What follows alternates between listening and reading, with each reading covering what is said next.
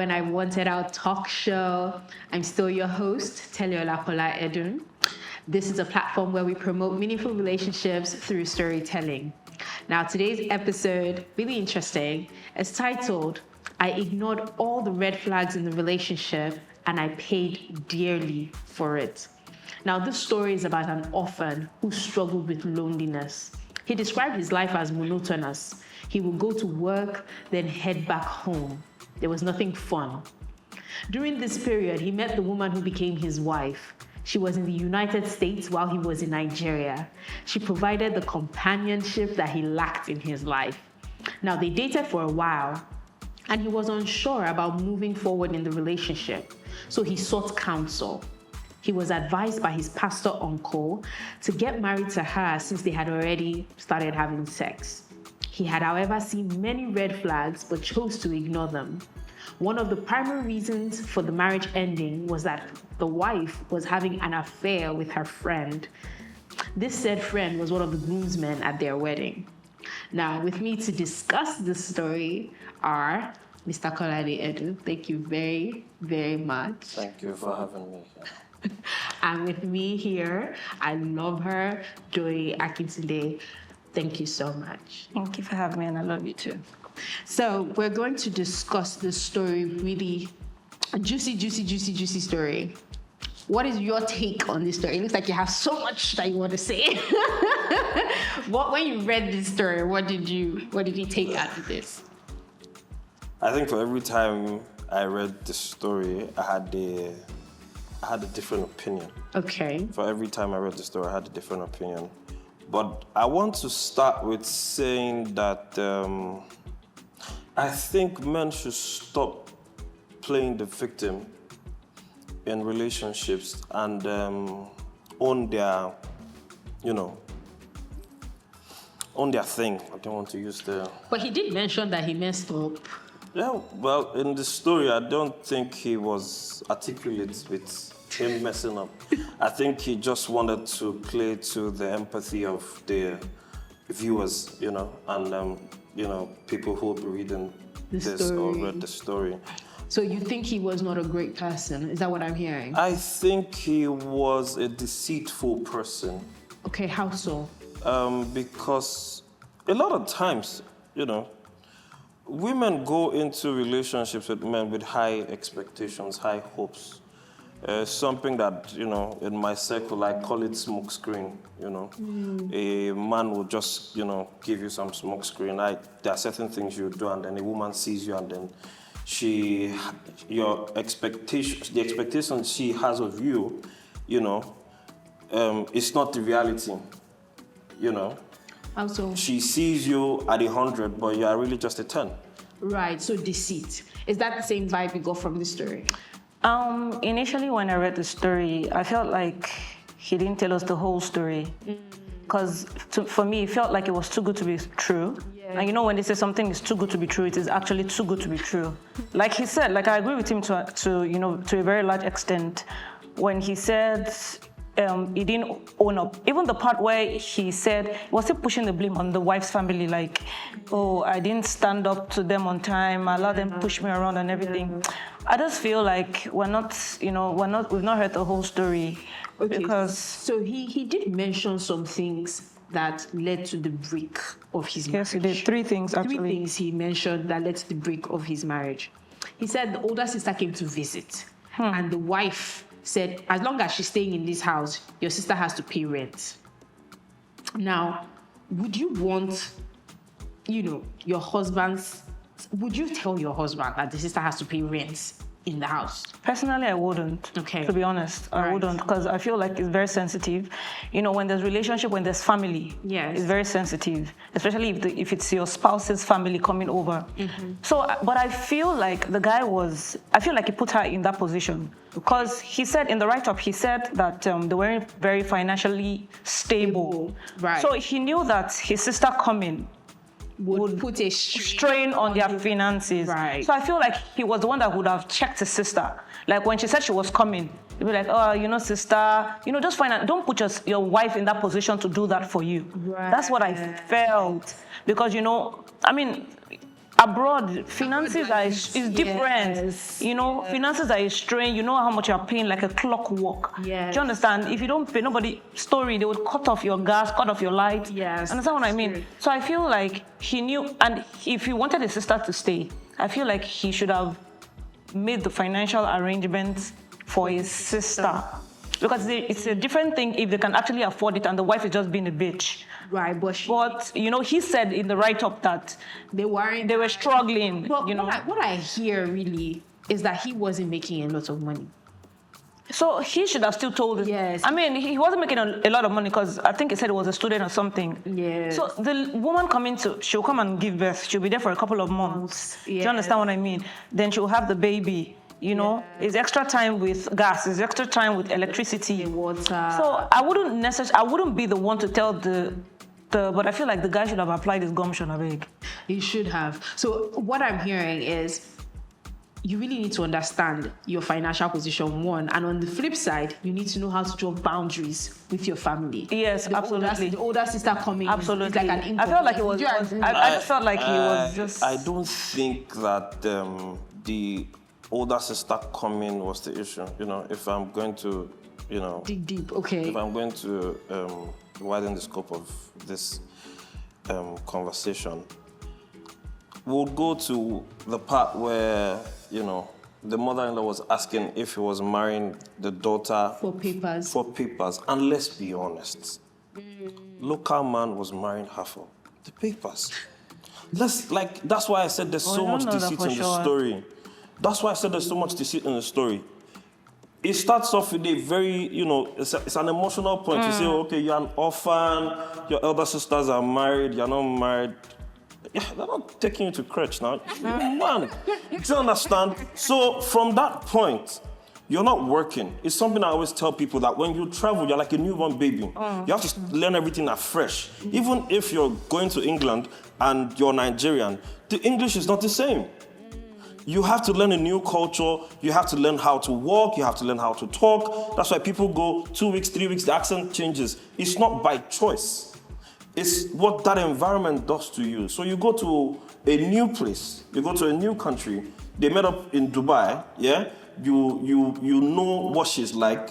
And you've seen that, oh, okay, this is someone who was always telling women to back off you on social media, like he claimed. Yes. So it means that she could be obsessed with you in a very funny kind of way. Yes. But it's how you reciprocate. Then you get to the States, and for the mom to ask you that question is because you're not showing workings as a young man. You need to show workings. Yes. What is your definition of to show workings? You need to be doing something. I have a problem with men that wait on women to do things for them. And I'm not saying that you cannot be in a situation where your wife is doing better than you. It happens. Right. But as a man, you know, I'm a traditional man, yeah? I cannot move into my wife's house, for example. Okay. If I live in a hut, we live in that hut together. You can't collect your rent there. That's me. Now, there's also, when you start to have kids, you know, you might want to step down your principles a little, just so you can give them the better life, yeah? But in all of this, you're not doing a decent job. Your sister comes over, your sister is coming. You know your sister is coming to come and have kids. You guys are not running an orphanage or an NGO or something. Okay. You need to make plans for your sister. So the least he could have done as a man is that, look, things are bad right now, yeah? Let me hustle off something, yeah? Your sister is married to a man. Exactly. She's not married to herself.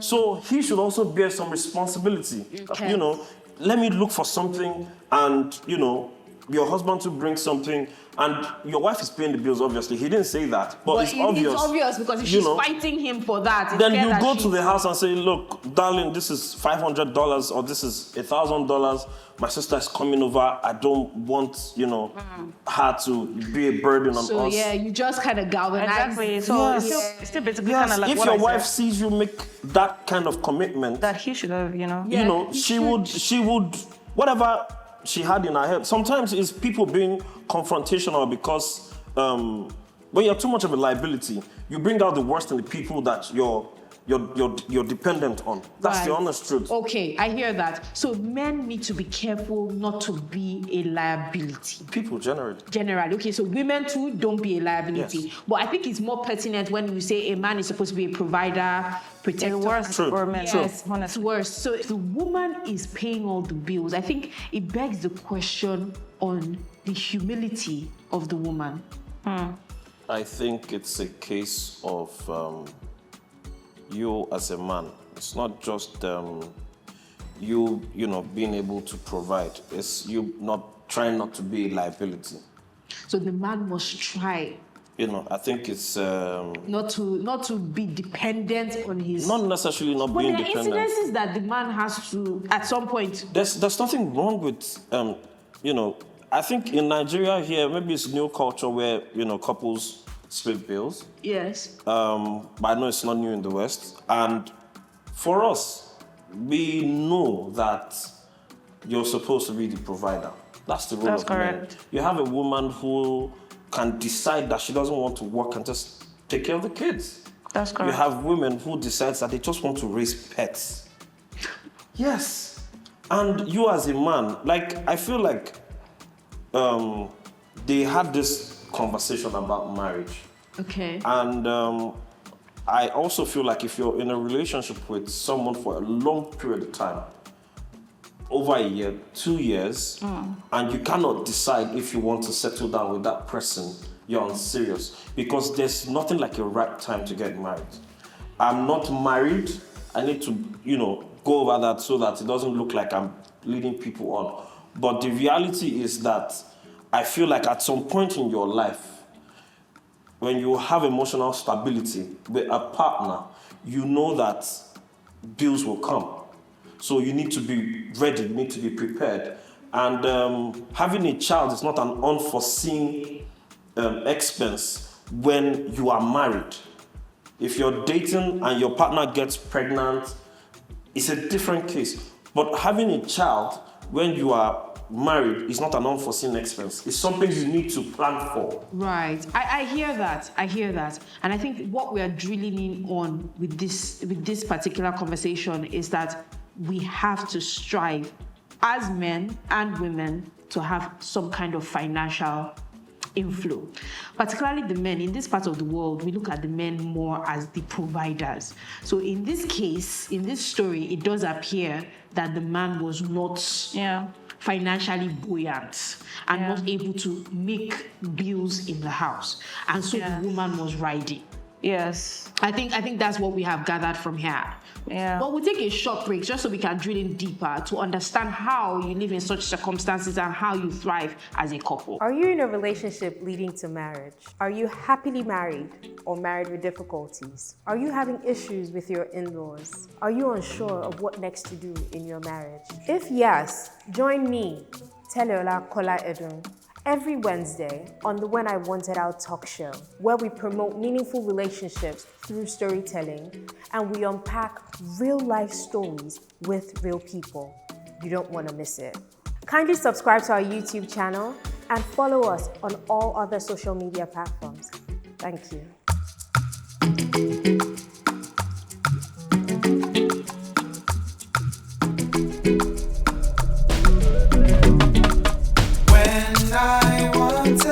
Welcome back. We're still on this issue of finances, a man being financially able to take care of his home, and a woman also having some level of financial independence. But here is the crux of the gist in this story, is that the woman was cheating on her husband, and that was the beginning of the end of the marriage. So now what is your take on this? He says this is the major reason that his wife was cheating.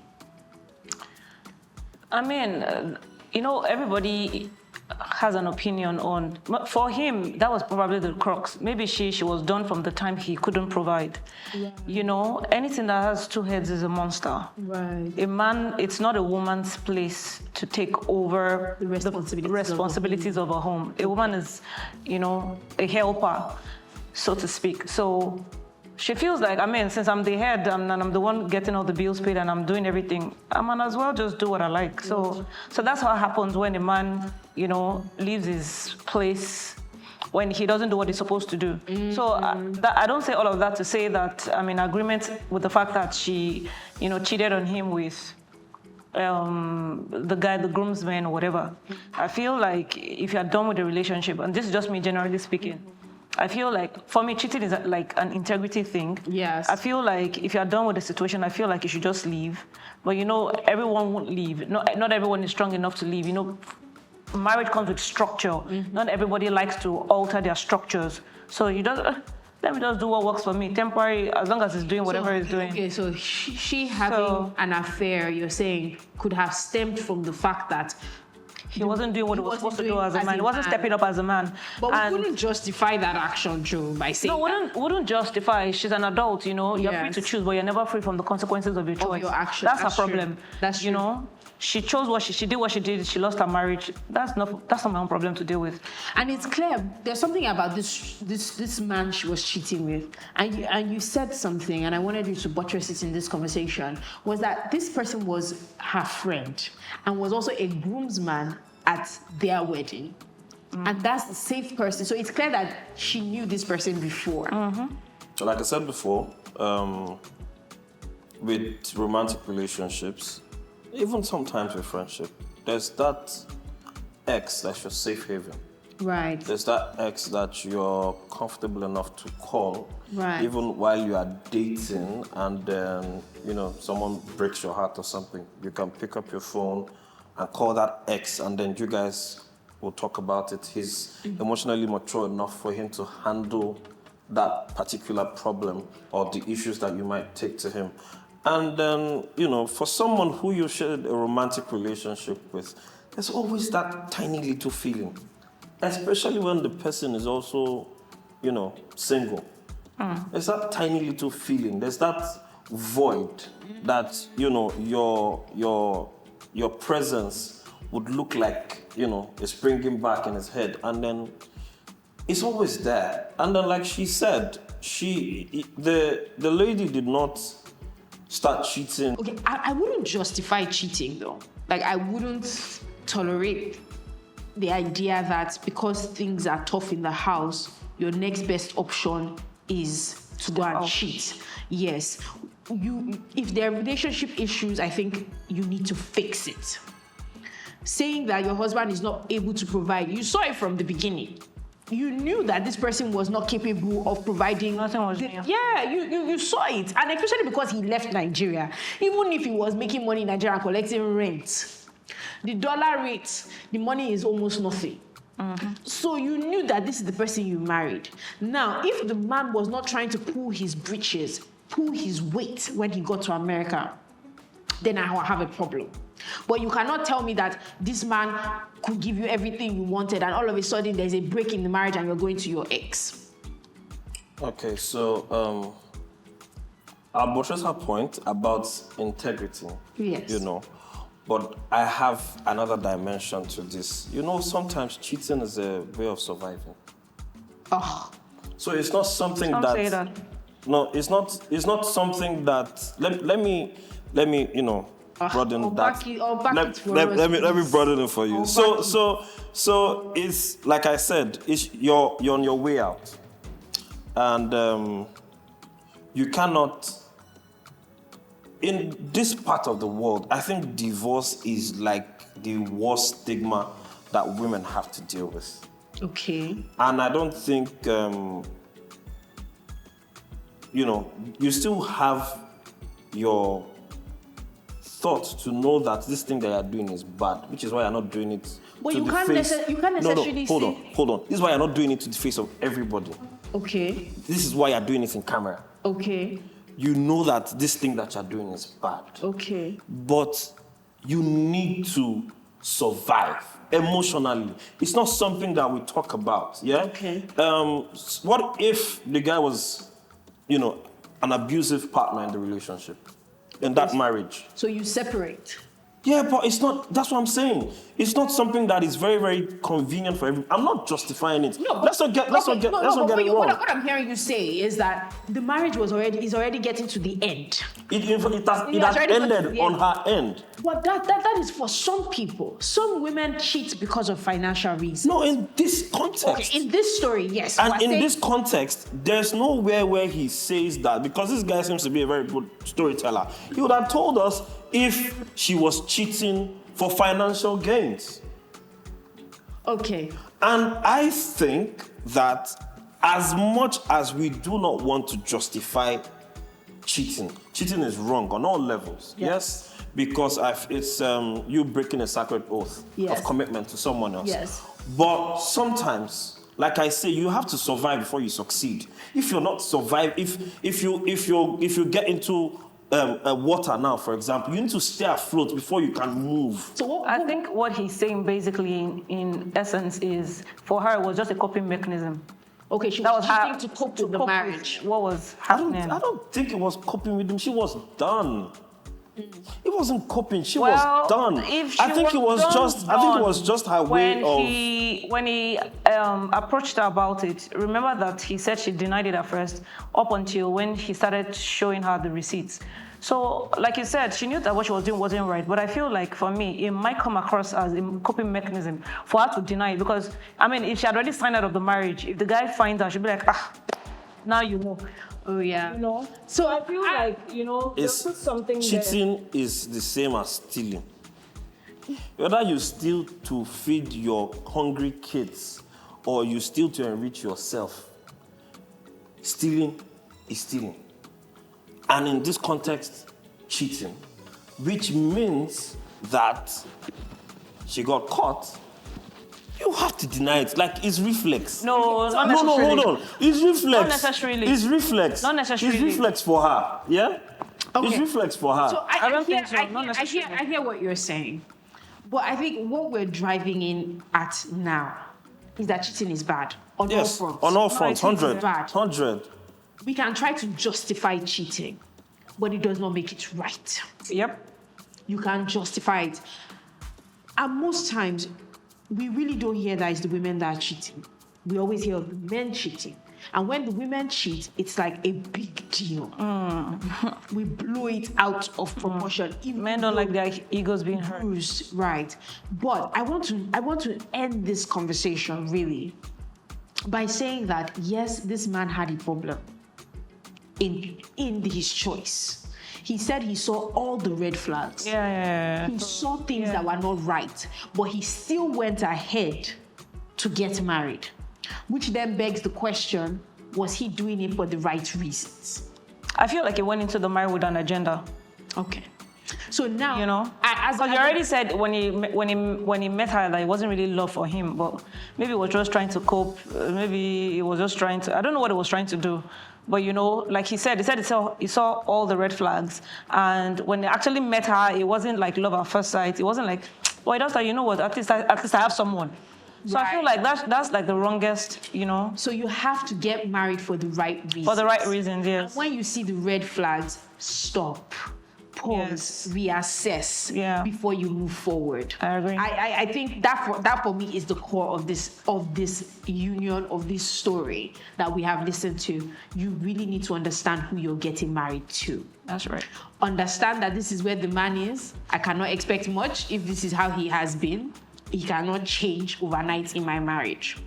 And before you get married, assess the person properly. You see the red flags, that's not the time to jump because you're lonely. You don't get married out of loneliness. You don't even make any kind of decision out of loneliness. You end up regretting it. Find yourself, find joy. The man said his life was monotonous. It looked like there was nothing else. He just wanted something. Yeah, just something to distract him or make his life better, whatever the case might be. I've gone to the cinemas or something. Do something in figuring out yourself, and then you'll be able to make the right choice, I believe, in your spouse. You feel fulfilled in yourself, you have purpose in your life, you will definitely, probably align with the right person. I think I want to chip in something to the the man in this story. It's very, very important. I think that he needs to get his shit together. I've been avoiding saying using that word since, but I think he needs to get his shit together. I think he needs to also do a self-assessment and atone for his own sins himself. Because I think we're always quick to point fingers, accusing fingers at people, and we do not actually sit down to assess ourselves to say, okay, where did I go wrong? What did I do wrong? He's saying he saw red flags. We are not hearing our side of the story. What are the red flags that he also took into that relationship? Definitely. And for other men, it's not easy for you to come correct with women. Like I always say, there's the smoke screen. You want to appear like, what you're not. I think everybody does it at some point. Yeah, it's sometimes you see a woman and then you know that this one is, like I say, she passed your power, But you like her enough to want to be with her. Even if your smoke screen is able to get her attention, you need to sit down and let her know, say, look, I have zero balance. Let's be honest, this is what it is. Yeah. And then if she's still, I think the most important thing is the attention. When you have the attention, you need to be bare, you need to be sincere, So come clean. 100. Be transparent. Don't go into marriage with things with you're an hiding. agenda. Yeah, be clean. This is what I'm about. Come naked. Yes, you have to come naked. I think that's the word. I think that is the whole purpose idea of this conversation. Come naked, be transparent with whoever you want to get married to. Let things be plain and be on the table. And with that, thank you very much for watching. We hope you learned a thing or two. Let us know your thoughts. Take care now, and bye-bye.